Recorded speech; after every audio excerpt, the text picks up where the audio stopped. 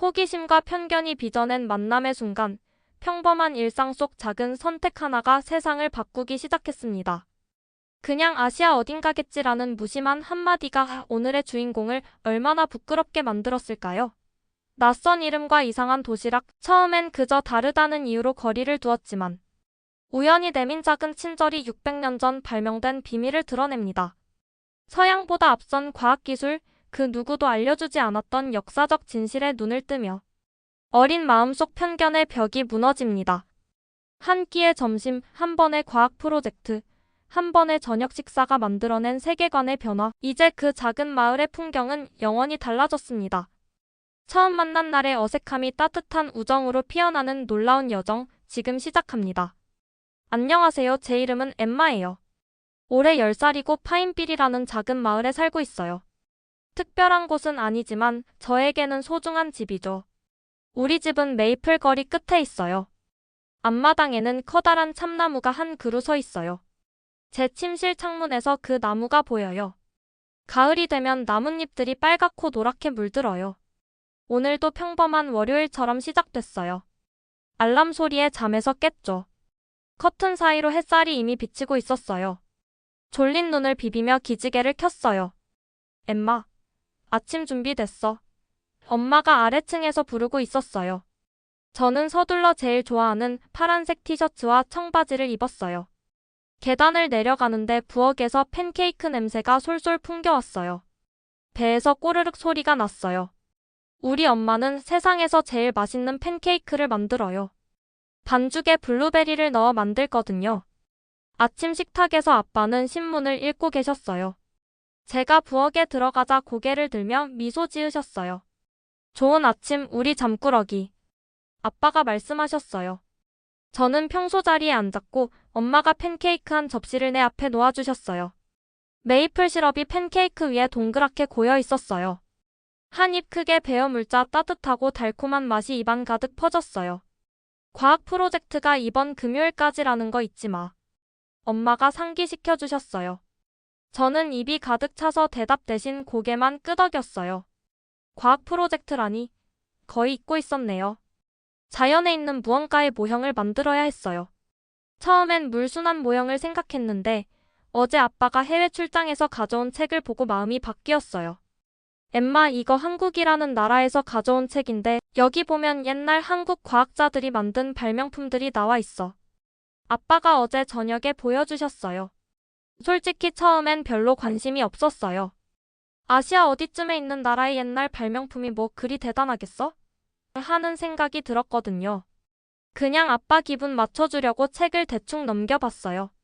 그런데 츠국이라는 세계 최초의 비측정 장치에 대한 내용이 눈에 띄었어요. 우리가 발명했다고 자랑하는 많은 것들보다 훨씬 오래전에 만들어진 거였어요. 생각보다 재미있어 보였어요. 아침을 먹고 나서 배낭을 집어들고 밖으로 나갔어요. 아침 공기가 얼굴에 선선하게 느껴졌어요.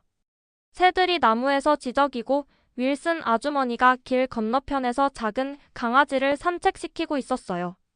제가 손을 흔들자 아주머니도 손을 흔들어 주셨어요. 제 친구 릴리가 늘 만나는 모퉁이에서 기다리고 있었어요. 긴 검은 머리를 하나로 묶고 하늘에 구름 한 점 없는데도 밝은 노란색 비옷을 입고 있었어요. 왜 그걸 입고 있어? 저는 그 비옷을 가리키며 물었어요. 일기예보 앱에서 오후에 비가 올 거래. 릴리가 설명했어요. 오늘 수학시험 준비됐어? 가슴이 덜컥 내려앉았어요. 수학시험을 완전히 잊고 있었네요. 분수와 소수는 월요일 아침에 생각하고 싶은 주제가 아니었어요. 참, 오늘 우리 반에 한국에서 전학 온 학생이 있대. 릴리가 말했어요. 한국? 이상하게도 오늘 두 번째로 듣는 나라 이름이었어요. 거기가 어디야? 아시아에 있는 나라래. 우리가 쓰는 휴대폰이랑 TV도 거기서 만든 거래.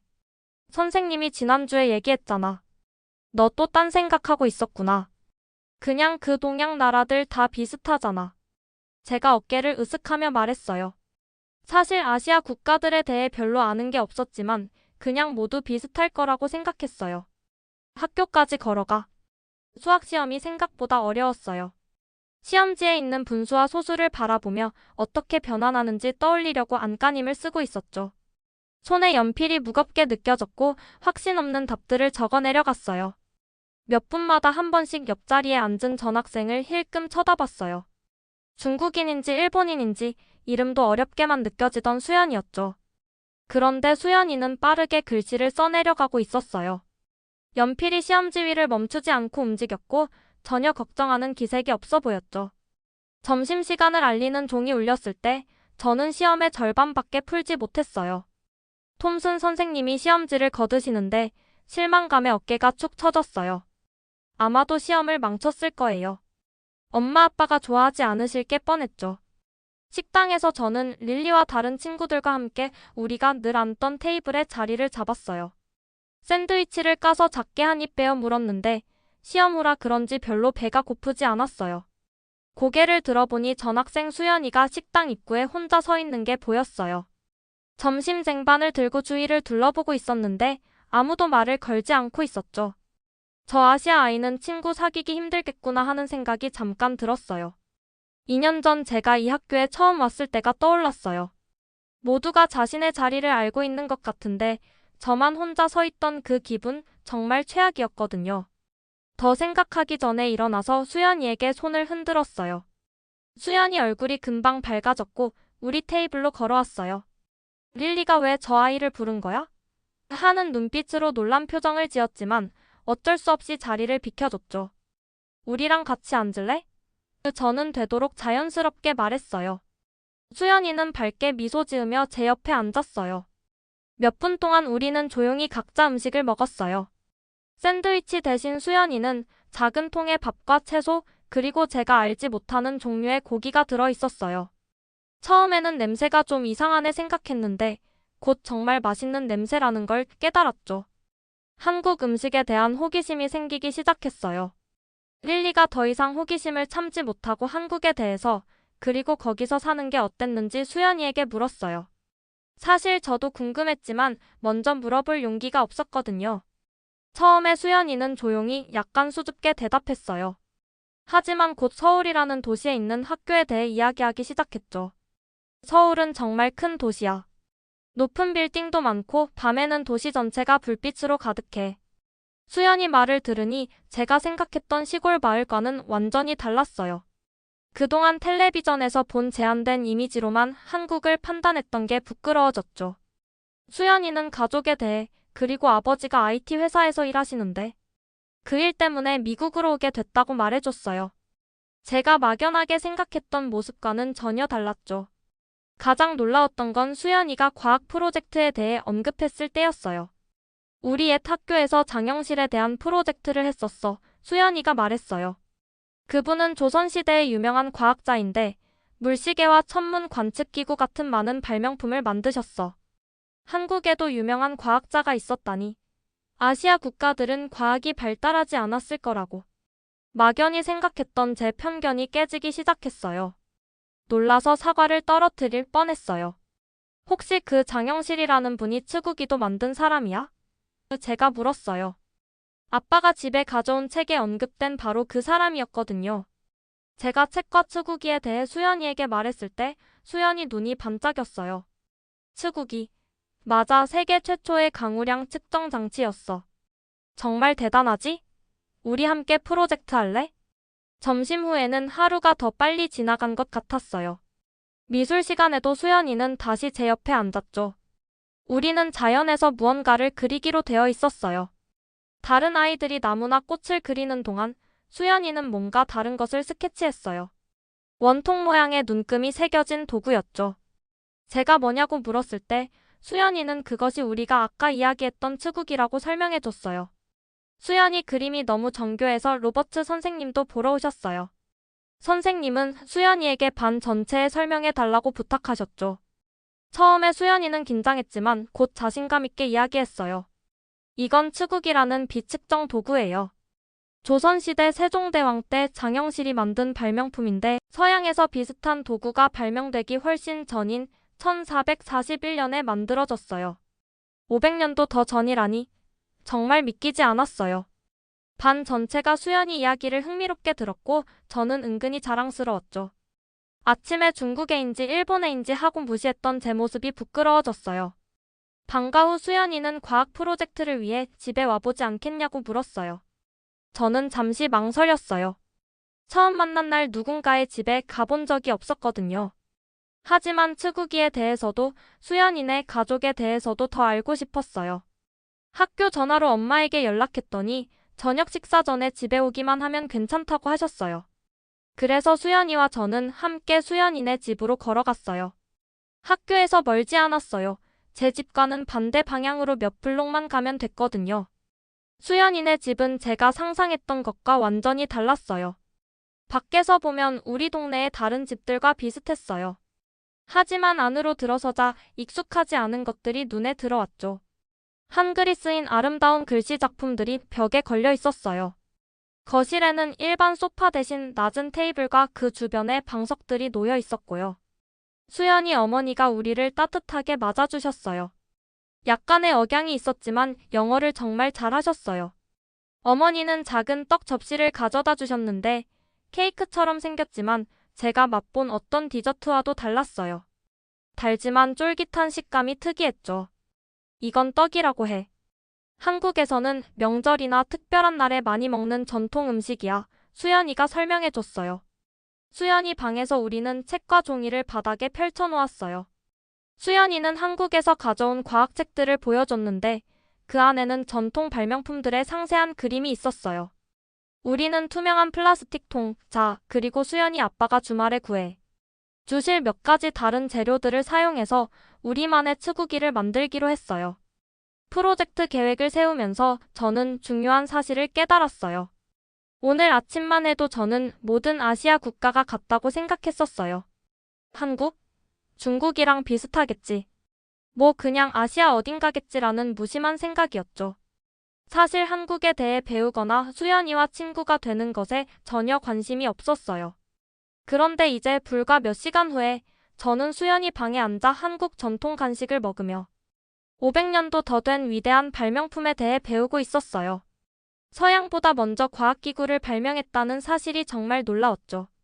그날 저녁 집으로 걸어가는 길에 아침에 느꼈던 이상한 느낌이 다시 찾아왔어요. 하지만 이번에는 그게 무엇을 의미하는지 알 것 같았어요. 그건 단지 오늘이 평범한 날과 다를 거라는 느낌이 아니었어요. 제가 변할 거라는 느낌이었죠. 제 세상이 더 넓어지고 있었고 학교 책에 있는 것보다 훨씬 더 많은 것을 배우기 시작했어요.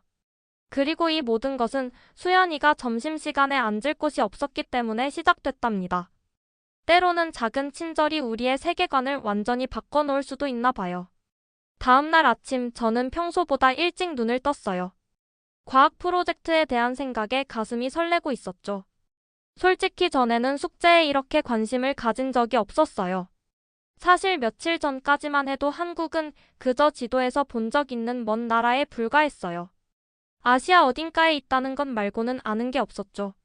옷을 입은 후 아빠가 집에 가져온 한국 과학책을 다시 펼쳐보았어요.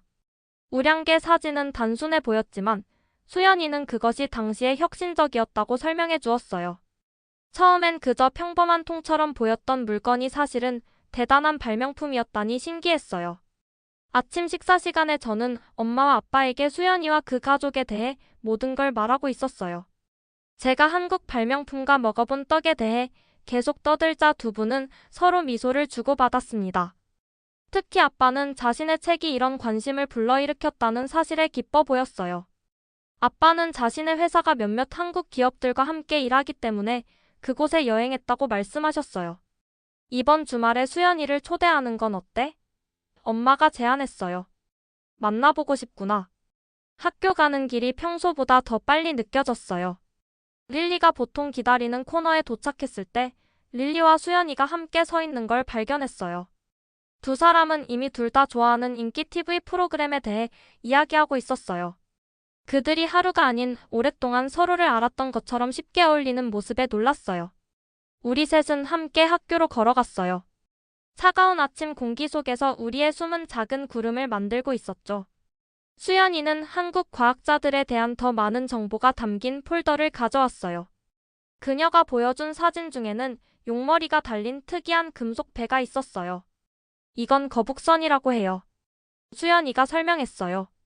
거북선은 적들이 올라타지 못하게 금속 가시로 덮인 고대 전함이었어요. 전에 이런 배는 본 적이 없었어요.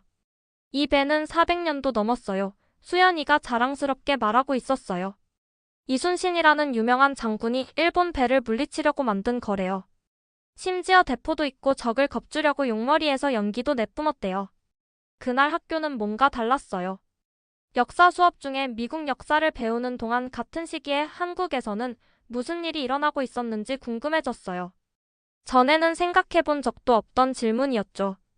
수연이가 알려주는 한국의 발명품과 역사에 점점 흥미가 생기고 있었어요. 전에는 관심도 없던 나라인데 이렇게 놀라운 것들이 많다니 신기했죠. 점심시간에는 더 많은 아이들이 수연이에 대한 호기심으로 우리 테이블에 합류했어요. 수연이는 검은색 종이처럼 생긴 이상한 과자를 나눠주었어요. 이건 김이라고 하는 건데 우리나라에서 많이 먹는 간식이에요. 처음 보는 모양이었지만 짭짤하고 의외로 맛있었어요. 한 남자아이는 얼굴을 찡그리며 먹기 힘들어했지만 대부분은 맛있게 먹었어요. 과학 수업 시간에 톰슨 선생님은 우리 프로젝트가 2주 후에 열리는 봄 과학박람회에 전시될 것이라고 발표했어요. 부모님들과 다른 반 학생들도 초대된다고 했죠. 이 소식은 우리 우량계 프로젝트를 더 중요하게 만들었어요. 단순한 숙제가 아니라 사람들이 볼 수 있는 뭔가를 만들고 있었어요. 방과 후 수연이는 우리 집에 왔어요. 엄마는 쿠키를 구워놓고 새 친구를 만날 준비를 하고 있었어요.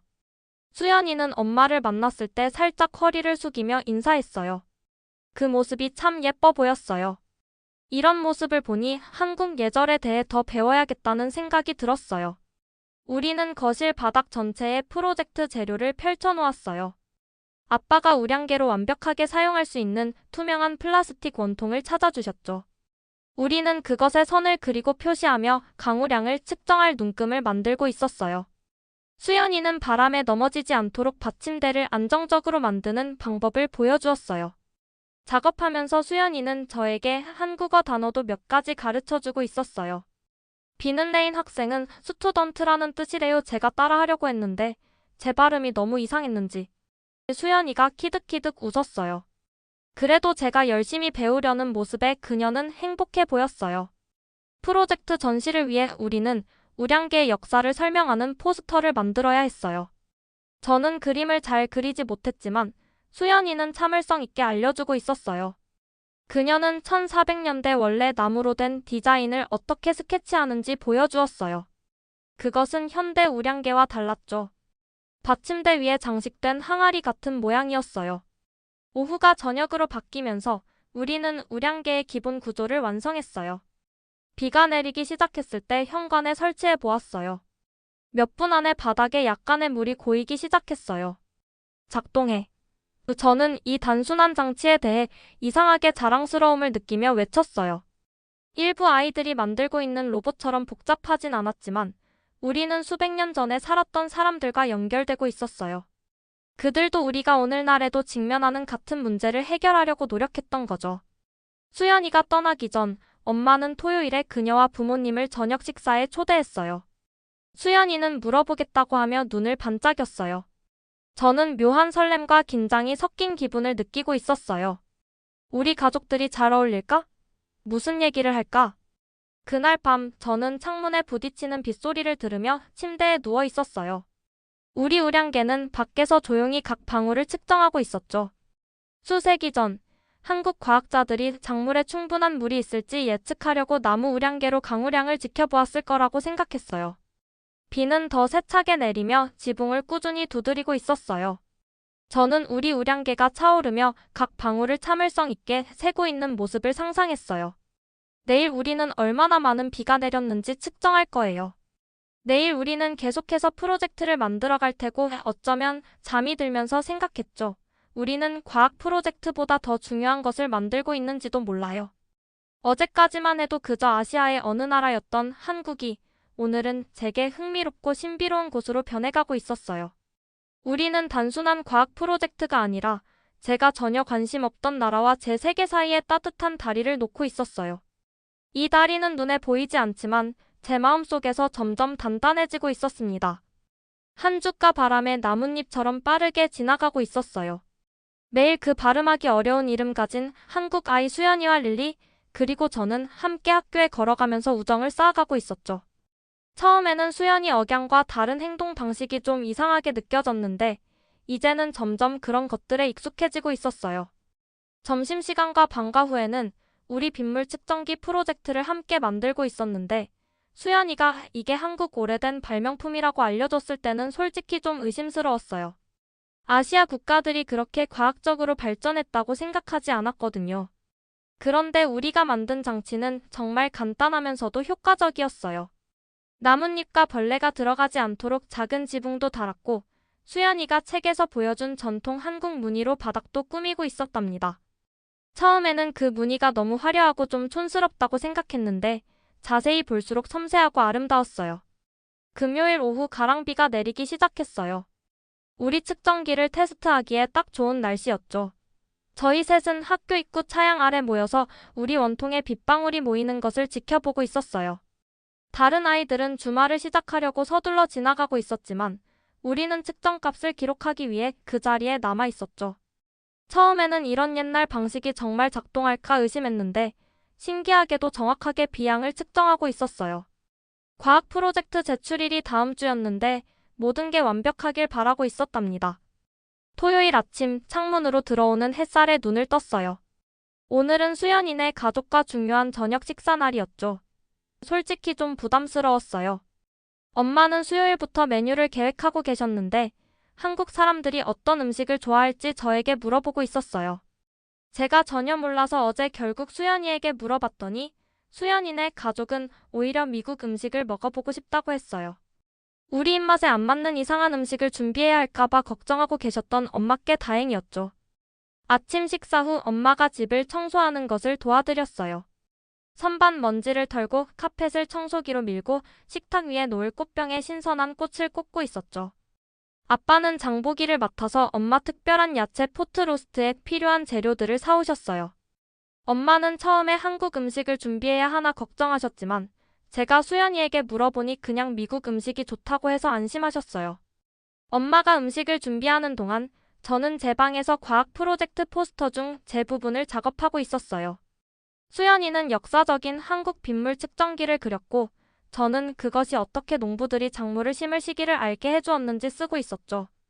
처음에는 그냥 간단한 통처럼 보였던 이 발명품이 실은 600년 전에 만들어진 과학장치였다니 놀라웠어요. 이 단순해 보이는 발명품에 대해 더 알아갈수록 예전에는 몰랐던 한국 과학기술이 정말 대단하다고 느껴지고 있었답니다. 4시가 되자 제일 좋아하는 파란 원피스로 갈아입고 머리가 반짝거릴 때까지 빗질을 했어요. 마치 탄산음료처럼 긴장감이 제 배 속에서 끓어오르고 있었어요. 만약 저녁 식사가 어색하면 어쩌지? 부모님들이 서로 잘 어울리지 않으면 어쩌지? 언어도 다르고 문화도 다른데 대화가 될까? 저는 다른 나라에서 온 친구가 처음이었거든요. 솔직히 그들 문화가 우리와 너무 달라서 어색한 상황이 생길까 봐 걱정되고 있었어요. 정확히 5시에 초인종이 울렸어요. 계단을 뛰어내려가 현관문을 활짝 열었죠. 거기에는 수연이와 부모님께서 공손하게 미소 지으며 서 계셨어요. 수연이는 우리 쇼핑몰에서는 절대 볼 수 없는 화려한 무늬 아름다운 드레스를 입고 있었어요. 처음에는 좀 튄다고 생각했는데 자세히 보니 정말 멋있어 보였어요. 수연이 어머니는 작은 장식 상자를, 아버지는 작은 하얀 꽃이 핀 화분을 들고 계셨죠. 엄마 아빠가 따뜻하게 맞이해 주셨어요. 수연이네 부모님은 들어오시면서 살짝 허리를 숙여 인사를 하셨고 엄마는 어색하게 같은 방식으로 인사를 하려다가 균형을 잃을 뻔해서 모두를 웃게 만들었어요. 그렇게 어색한 분위기가 순식간에 사라졌답니다. 수연이 어머니께서 엄마에게 상자를 건네셨어요. 안에는 제가 그들 집에서 먹어봤던 것과 비슷한 섬세한 떡이 들어있었는데 위에 꽃무늬가 새겨져 있었어요. 처음 그 떡을 봤을 때는 냄새도 좀 이상하고 먹기 힘든 음식이라고 생각했었는데 이제는 그 쫄깃한 식감과 은은한 단맛이 기대되고 있었죠. 수연이 아버지는 화분이 미나리라는 한국 향신료이며 우리 정원에서 키울 수 있다고 설명해 주셨어요. 처음 들어보는 식물이었지만 앞으로 우리 요리에도 한국 맛을 더해줄 수 있겠다는 생각이 들고 있었어요. 어른들이 거실에서 이야기를 나누는 동안 수연이와 저는 살짝 제 방으로 빠져나왔어요. 제 책 컬렉션, 인형들, 그리고 창문에서 보이는 참나무 전경을 보여주고 있었죠. 수연이는 모든 것에 매료된 듯 했는데 특히 제가 지난 여름에 받은 승마 트로피에 관심을 보이고 있었어요. 그런 다음 수연이는 휴대폰에 있는 한국집 사진을 보여줬는데 높은 아파트 건물들과 배경산들이 보였어요. 처음에는 그런 빽빽한 아파트 단지에서 어떻게 사는지 상상이 안 됐는데 수연이가 설명하는 걸 들으니 현대적이고 편리한 생활 방식이 부럽게 느껴지고 있었답니다. 엄마가 저녁 식사를 부르셨을 때 집 전체에 포트로스트 맛있는 향기가 가득 퍼져 있었어요. 식탁은 엄마가 명절에만 사용하시는 특별한 접시로 아름답게 꾸며져 있었죠. 아빠는 냅킨도 멋진 모양으로 접어놓으셨고요. 수연이네 부모님은 음식에 감탄하시는 것 같았어요. 음식이 어떻게 만들어졌는지 질문하셨고 엄마는 기쁘게 각 요리에 대해 설명해주고 계셨죠. 저는 수연이가 처음으로 크랜베리 소스를 맛보는 모습을 지켜봤어요. 신맛에 눈이 커지고 있었죠. 한편 우리 부모님은 수연이 어머니께서 가져오신 김치를 조심스럽게 맛보셨는데 처음에는 냄새 때문에 망설이다가 한 입 맛보시고는 맵다고 얼굴이 빨개지고 있었어요. 그런데 신기하게도 계속 한 입씩 더 드시고 있었답니다. 어른들은 많은 것에 대해 이야기를 나누고 계셨어요. 직업, 미국과 한국 학교 차이점, 심지어 정치까지요. 제가 모든 걸 이해하진 못했지만 대화를 즐기고 계신다는 걸 알 수 있었어요. 수연이 아버지는 기술 분야에서 일하셨는데 한국이 어떻게 전자제품과 자동차로 유명해졌는지 설명해 주셨어요. 저녁 식사 후에는 모두 거실로 이동해서 수연이와 제가 자랑스럽게 빗물 측정기 프로젝트를 보여드렸어요. 제 아빠는 특히 관심을 보이셨고 전에는 한국을 그저 작고 가난한 나라로만 생각했었는데 이제는 첨단 기술 나라라는 걸 알게 되었다며 비즈니스 때문에 한국을 꼭 방문해보고 싶다고 말씀하고 계셨어요. 수연이 아버지는 이 발명품이 세종대왕 명령으로 만들어졌다는 흥미로운 세부사항을 추가해 주셨어요. 세종대왕은 농부들을 돕기 위해 한국 다른 지역에 얼마나 많은 비가 내리는지 알고 싶어 하셨다고요. 처음에는 한국에 그런 과학적인 왕이 있었다는 게 정말 놀라웠어요. 학교 역사 시간에는 유럽 왕들만 배웠지 아시아 왕들에 대해서는 거의 배운 적이 없었거든요. 우리 부모님은 진심으로 관심을 보이시며 제가 생각하지 못했던 질문들을 하고 계셨고 저도 한국 역사와 과학기술이 이렇게 오래되고 발전했다는 사실에 점점 더 경외감을 느끼고 있었어요. 저녁이 깊어갈수록 정말 놀라운 점을 발견했어요. 처음에는 완전히 다른 세계에서 온 사람들이라고 생각했던 수연이네 가족이 실은 우리와 크게 다르지 않다는 사실이었죠. 부모님들은 같은 농담에 웃고 학교와 직장 같은 비슷한 문제들에 대해 걱정하고 같은 방식으로 자녀들을 아끼고 계셨어요. 언어는 달랐지만 마음은 똑같았던 거예요. 수연이네 가족이 떠날 시간이 되자 모두 따뜻한 작별 인사를 나눴어요. 다음 달에 우리 가족이 그들 집을 방문하기로 계획이 세워졌고요. 베란다에서 별이 빛나는 하늘 아래 자동차로 걸어가는 그들을 바라보며 손을 흔들고 있을 때 내 안에서 새로운 감정이 자라고 있다고 느꼈어요. 마이너스 세계와 그 안에서 내 위치에 대한 더 넓은 시각이었죠. 그날 밤 침대에 누워서 생각에 잠겨 있었어요. 처음에는 이상한 아시아 아이라고만 생각했던 수연이를 우리 점심 테이블에 초대했던 작은 결정이 어떻게 내게 완전히 새로운 세계를 열어주었는지 놀라웠어요. 처음에는 수연이 이름도 제대로 발음하기 어려웠고 그 이상한 냄새가 나는 도시락도 옆에 두기 싫었는데 이제는 더 이상 그냥 파인빌 평범한 에마가 아니었어요. 이제는 세계가 훨씬 더 넓고 다양하다는 것을 알게 된 에마. 처음에는 이상하고 다르게만 보였던 것들이 실은 새롭고 멋진 문화 일부일 뿐이라는 것을 깨닫게 된 에마로 변해가고 있었죠. 창 밖에서는 오래된 참나무 가지들이 밤바람에 부드럽게 흔들리고 있었어요. 지구 반대편 어딘가 예전에는 지도에서 찾기도 힘들었던 작고 중요하지 않은 나라라고만 생각했던 한국에서도 같은 달 아래 나무들이 흔들리고 있겠죠. 이제는 그곳이 놀라운 역사와 첨단 기술, 맛있는 음식과 아름다운 예술이 있는 곳, 그리고 무엇보다 수연이라는 소중한 친구가 사는 곳으로 제 마음속에 자리 잡고 있었답니다. 언젠가 꼭 한국을 방문해서 수연이가 보여준 사진 속 그 아름다운 산과 현대적인 도시들을 직접 보고 싶다는 생각이 들고 있었어요.